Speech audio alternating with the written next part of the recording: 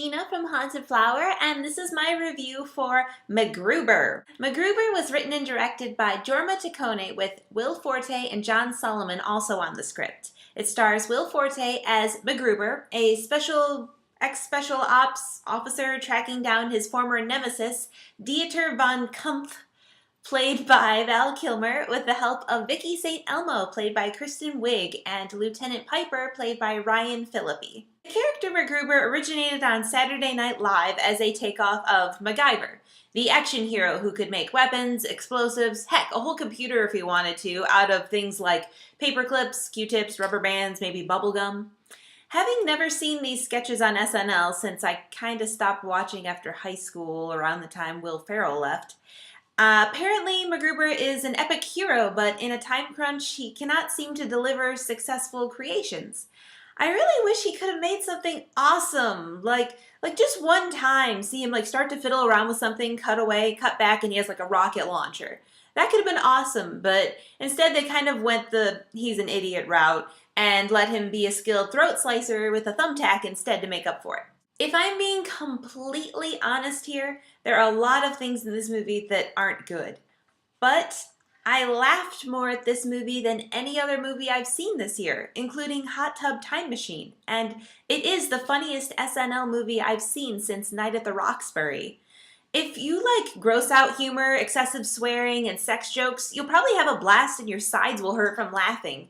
But if you're really turned off by all that stuff, then you'll want to steer clear of this one. Will Forte does not really have the leading man's presence, but his total commitment to the role in terms of intensity, occasional screaming, throat slicing, and having his character play a saxophone to his own intro music really kind of helps sell the idea. One of the funniest elements in this movie is that there are lots of soft rock favorites laced throughout, and that helped the tone of the movie considerably. Kristin Wiig as Vicki St was a little disappointing because she's usually so good at stuff like this, and it seemed like she really couldn't stick to a decision.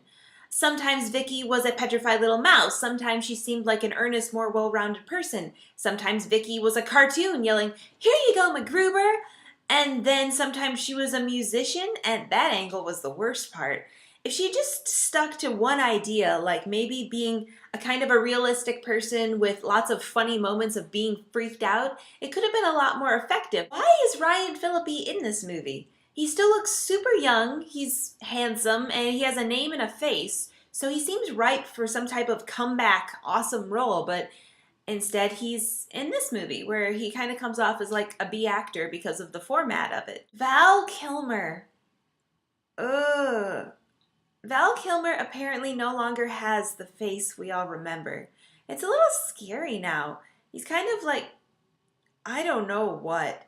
But in terms of the movie, his villain never connected completely, and he always sounded like he couldn't really figure out what the tone of the movie was. He couldn't stay in the moment and the flow of the story because he just couldn't figure out where he fit in. It was just never consistent. He was all over the place. My favorite part of the movie was the WWE superstars. We had Chris Jericho, MVP, The Great Khali, Kane, The Big Show, and Mark Henry, all represented in cameos. Their parts were small, but fantastic, and the assembling of the dream team involving them was pretty hilarious. I just wish they could have been used more.